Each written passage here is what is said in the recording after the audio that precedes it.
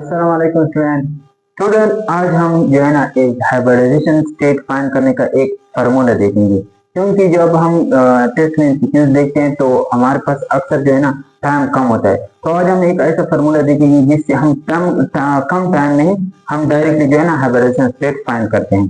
तो first of all जो हमारे पास जो एक फार्मूला वो ये है कि H is equal to number of sigma bond plus lone pair.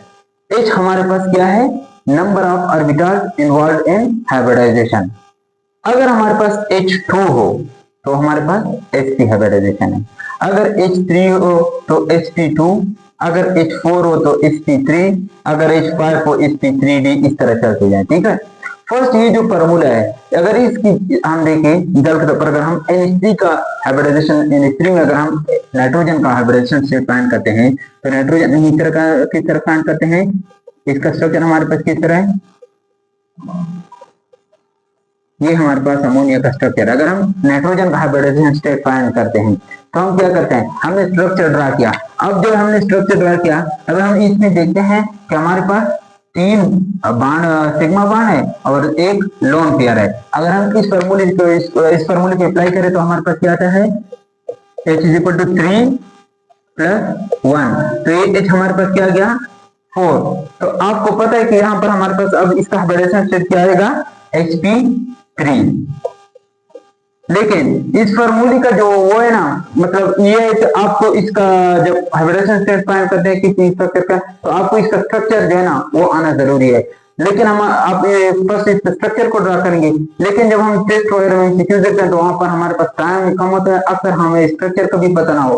तो हम क्या करते हैं कि एक दूसरा फार्मूला है, ये हमारे पास H is equal to 1/2 VE plus M minus C plus A।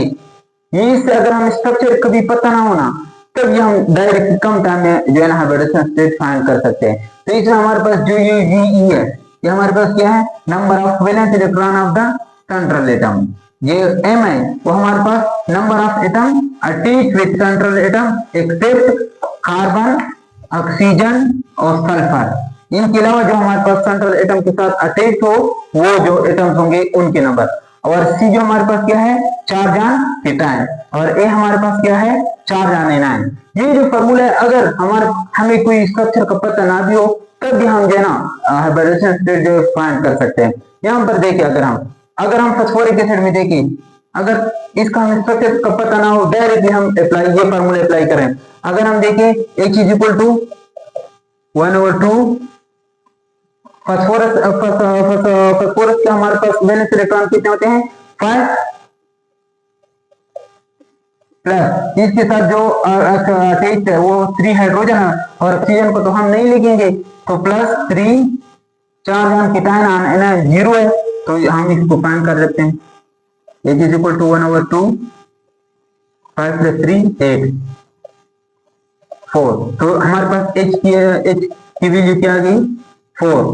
जब हमारे पास H की वैल्यू 4 हो तो हमारे पास कौन सा हाइब्रिडाइजेशन स्टेट है? sp3। तो मतलब यहाँ पर हमारे पास फास्फोरस की कौन सी हाइब्रिडाइजेशन है? sp3। अगर हम दूसरे देखें जो ऑक्सलेट आयन है, अगर इसमें हम फाइंड कर रहे तो हाइब्रिडाइजेशन स्टेट कैसे फाइंड करेंगे? इसमें अगर हम देखें H इज इक्वल टू, अगर यहाँ पर लेके H is equal to 1/2 carbon के जो हमारे पास है उनके वैलेंस इलेक्ट्रॉन कितने होते हैं?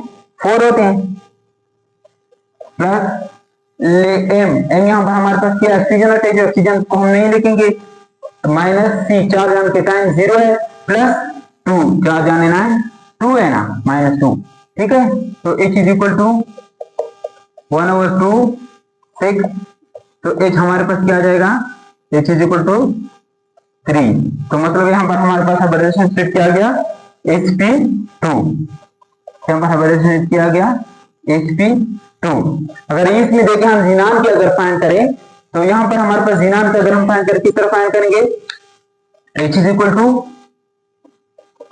1/2 जिनान में हमारे पास कितने वैलेंस इलेक्ट्रॉन होते हैं? 8 होते हैं, प्लस ऑक्सीजन को तो हम नहीं लिखेंगे, हमारे पास कितने फ्लोरीन अटैच है? 4 4 जान केटायन एनायन 0 है, तो हमारे पास क्या आ जाएगा? H is equal to 1/2 12।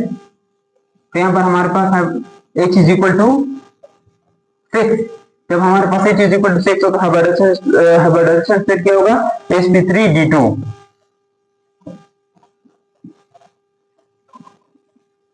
इस तरह आप अगर कम टाइम में हाइब्रिडाइजेशन स्टेट फाइंड कर सकते हैं इस फॉर्मूले के साथ, और आपको अगर स्ट्रक्चर का भी पता ना हो तब भी आप फाइंड कर सकते हैं। तो उम्मीद है आप लोगों को ये फॉर्मूला जो है ना उसकी समझ आई होगी।